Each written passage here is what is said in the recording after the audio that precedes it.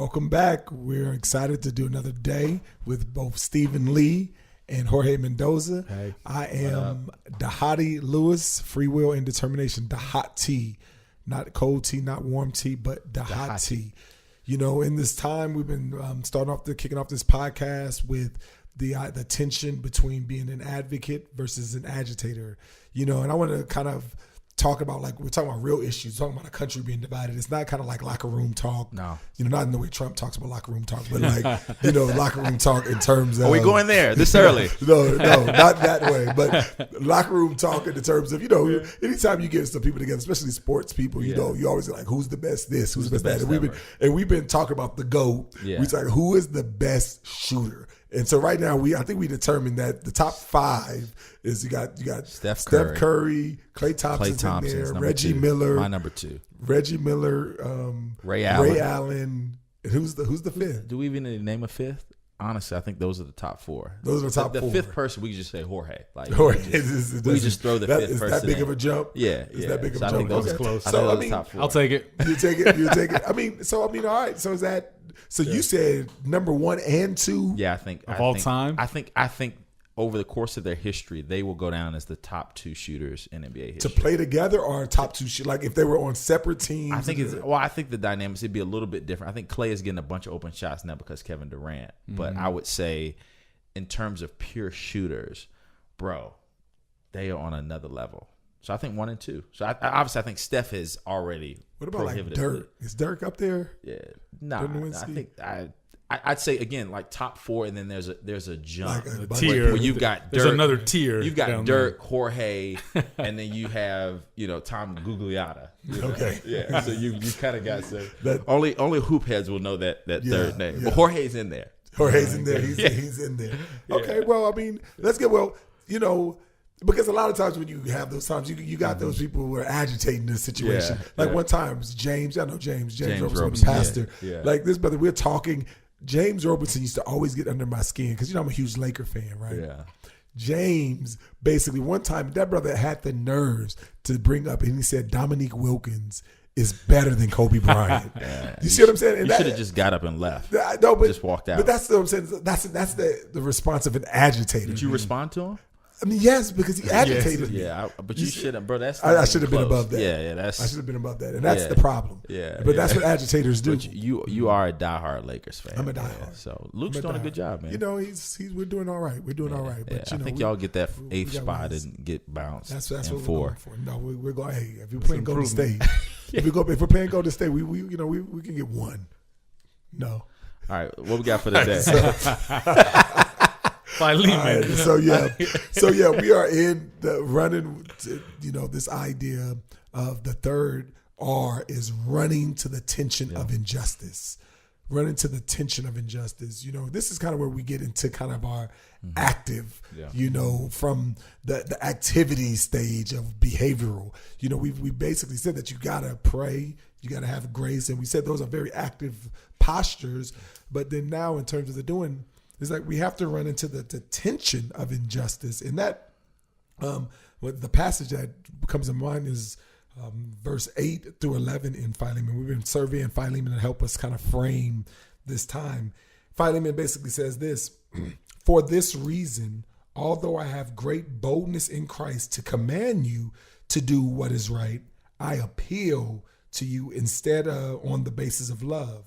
I, Paul, as an elderly man and now as a prisoner of Christ Jesus, appeal to you for my son Onesimus.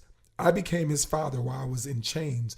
Once he was useless to you, but now he is useful both to you and to me. You know, I think one of these things that is important about this passage is that Paul could have sent Philemon a different way. Philemon is obviously getting out of prison or whatever. He could have sent him a different way. He could have, but no, instead of, he says there was injustice that happened, and he ran to that tension of injustice. And I really think that that's an important thing, and especially regardless of how you voted, it's not really the issue. But no one can't deny that Trump said a lot of insensitive things at best. Mm-hmm. Yeah. There's a lot of insensitivities, a lot of things.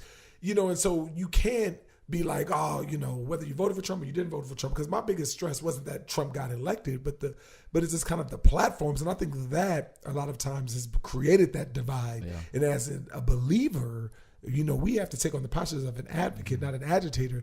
But in order to do that, as Paul did, that we also too have to run to the tension. That's good. There was injustice. There are things that are being said, things that are being done that are just simply wrong. Yeah.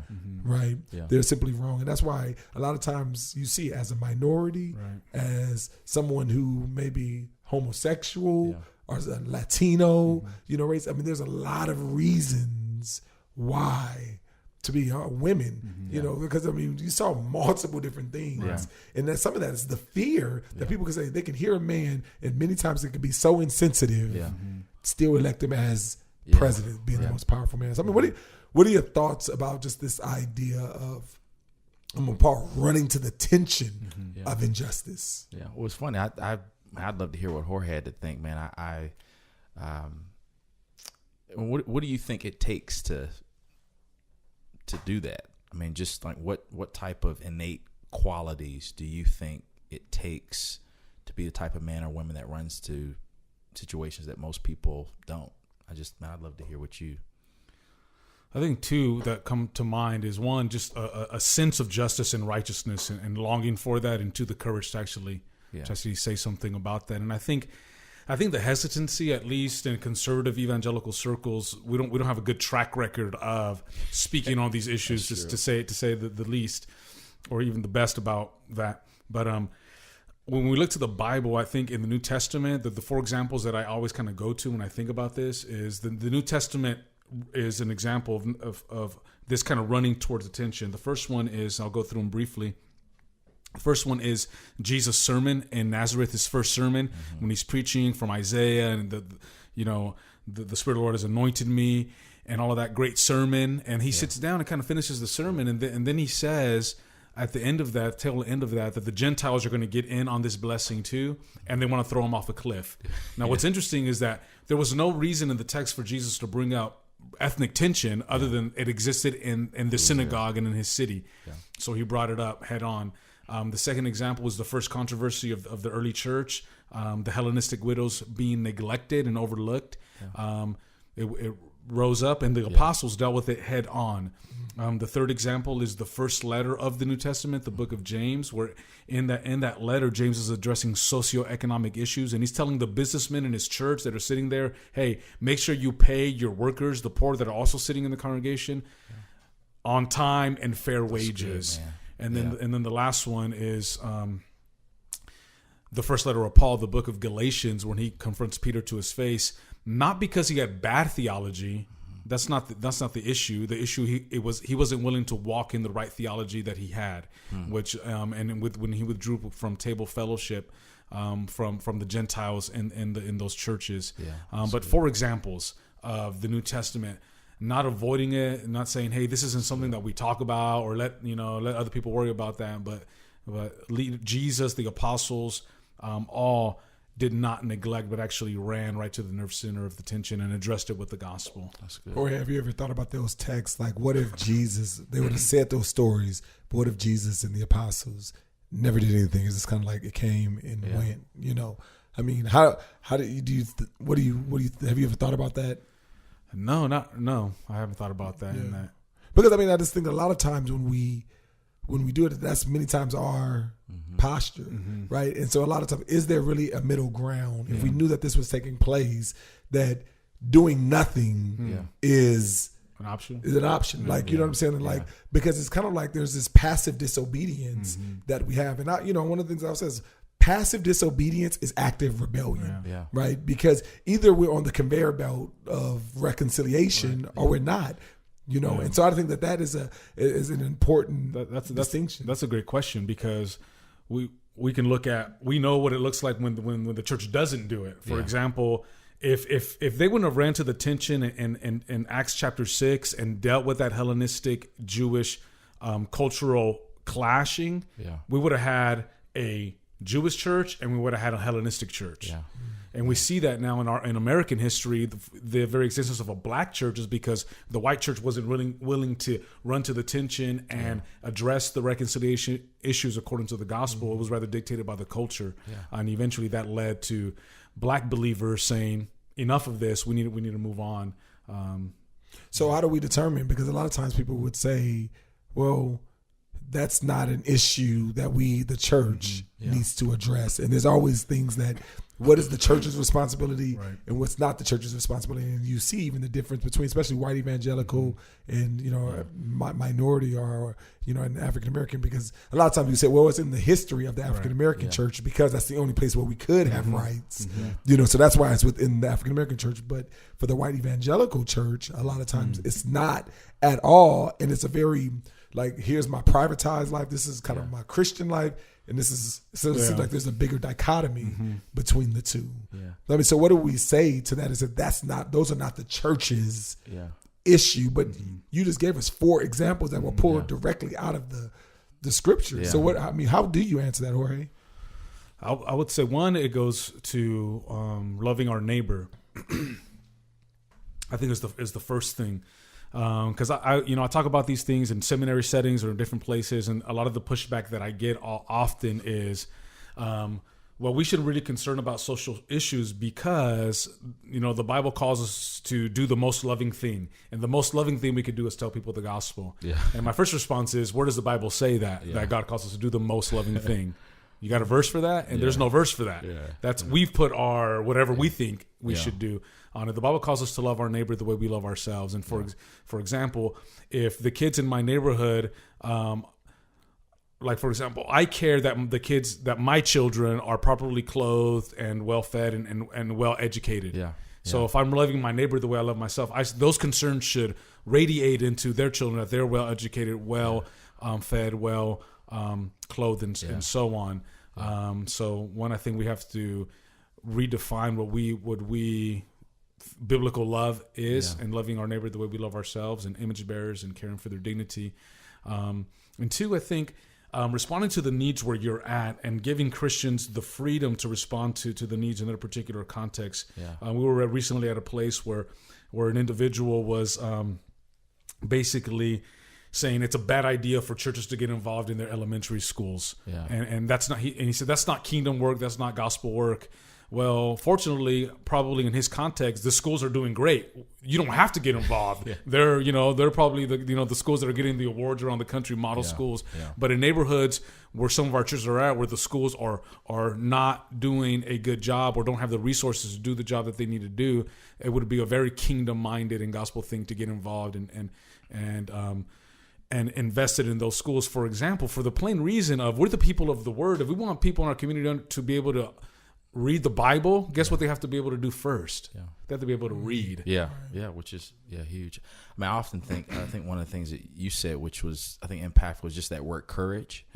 I think in these situations we have to be willing to take a loss, and I think pastors need courage to be able to address issues in their congregations that aren't popular. Right. You might get thrown off a cliff. You might get thrown off a cliff. You might lose some members. Your tithe might go down. There's going to be potentially some pushback, but I think one of the things that I think for all of us that we'd like to encourage pastors is to know that people in your congregation are thinking about these things.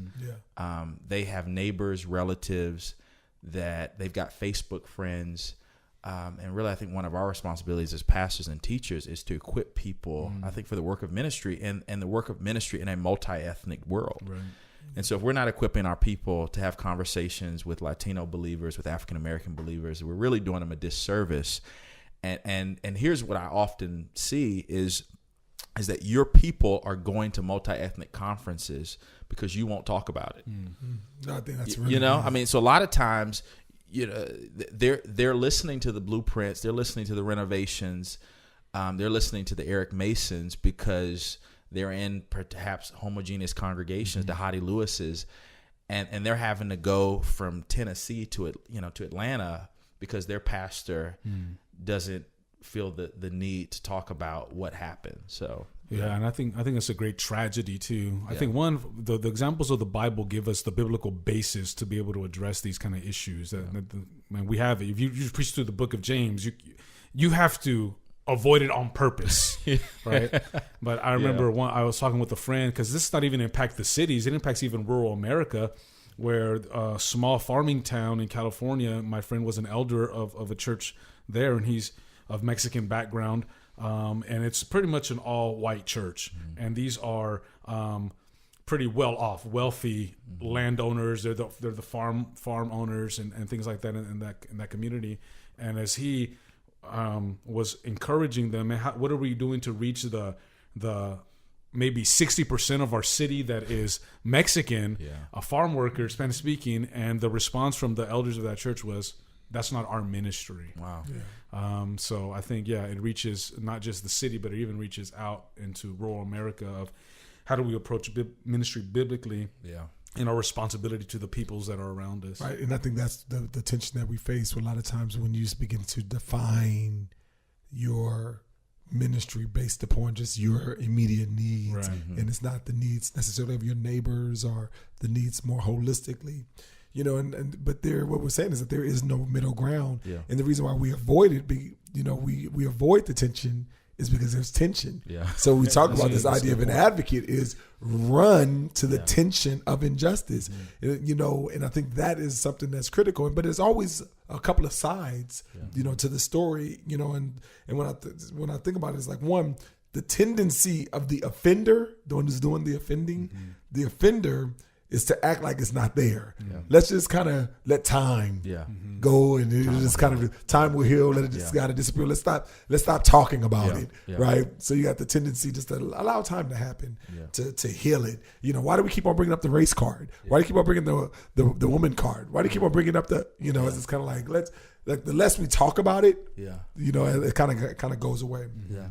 The other one, the tendency of the offended, is to seek justice at all costs, right? It's just kind of like, no, we're going to deal with this. We're going to address it at all costs. We're not going to, every single time we come up, we're going to have to deal with this. Yeah. We have to bring it up, And what's interesting about that, there are some churches like that, especially amongst our white evangelicals, that have not talked about kind of the police shootings. And I know, I'll get like a couple of churches that I know that people are going to these churches, they have not talked about it as if it's not, as if it hasn't even happened. It's just kind of like, so it's kind of avoided as if it's not happening. But then there's also some places that feel like you're not biblical if you don't bring it up every single time. And that's the only thing we should be talking about. And so you have those things. And I think a lot of times that produces kind of what I call a justified righteousness, like I'm justified. The idea of justified righteousness is when it's sort of like when you can get other people to say, "Oh man, I would have did more than that." Like you can just, it's the man Liam Neeson when his daughter was, kidnapped. So he now has the right to go kill like 15 men, in order to get his daughter back. So it's kind of like that's that justified righteousness that we have. But I think the proper response of an advocate is not to avoid it. We got to run to the tension. Is this? It says the response of an advocate is to recognize the injustice and to call it out as the elephant in the room, right? And I mean, we have to call out the elephant in the room. And I think that if we can't do that as the church, where can we do it? If we don't have a safe environment to call out the elephant in the room, to deal with the issues on a heart level, then where can we do it, right? And so I think that, this idea of running to the tension of injustice is a divine response that we have. Again, Paul in Philemon didn't say, hey, Philemon or Onesimus, I know, you ran away, but man, let the bygones be bygones, grace be grace. If you want, you just kind of go the other way, man, to stay away from, which is typically what happens in church situations. So this is not avoided. This is avoided at all costs. He says, no, we're going to run to this tension. This is a tension, and we're going to give God glory in this. And so I need you to go back. And you know what? He could put you back into prison. He'll be totally within all of his rights to put you into prison because you were enslaved. But we're going to ask you, we're going to run to that tension and we're going to address him so we can show how the power of the gospel. That's good. That's all go ahead. No, I I think as you were talking, I think a couple of thoughts come to mind about, what creates that type of person? I think what creates that person, whether it's, I think in the example that we're seeing with Philemon, I think there has to be just a level of humility to be able, I think you talked about even on our last podcast, to be able to hear somebody's story and at times just to send in the tension of like, man, this person's hurting. And to not feel, I think so much in our culture, we feel the need to not allow people to lament and to provide kind of space for folks to feel. I think to feel injustice, to feel, I think the effects of Genesis 3. And I think a lot of times in our churches, when we don't talk about the elephant in the room, we don't give people the opportunity to, I think, for the grace of God to meet people where they are, so that they can really have an experience. You know what, God, like, look, obviously, I didn't cause this particular injustice. I wasn't the one that pulled the trigger, but I do benefit from systematic racism. I mean, that doesn't mean that I don't, that I'm the culprit. Right. But again, I think a lot of times it's providing space for our people and just knowing and believing that through the Spirit of God that they can grow, that they can have these experiences, have these conversations, and benefit from it more so than let's keep it from them and not allow the Holy Spirit to do the Holy Spirit's job in their heart. Yeah, I just was thinking about the what do we call them, the advocate or the redemptionary versus revolutionary, and when they go to advocate, that they deeply care about both sides. I think that's the issue, because a lot of times we side with the oppressed, but what does it look like to love the oppressor and care about the oppressor's heart and what's happening with them? And that's, even from history, like there's a pastor, Lemuel Haynes, in Revolutionary Area America. His mother was white, his father was black, and you can just imagine the dynamics of that. This is the 1750s in America when he was born. But he became a pastor, became a gospel-minded abolitionist, and the thing that motivated his abolition was not just the relief of the enslaved Africans, but also the what was happening to the enslavers as they were being, because they were dehumanizing other human beings, but becoming dehumanized in the process themselves. That's good.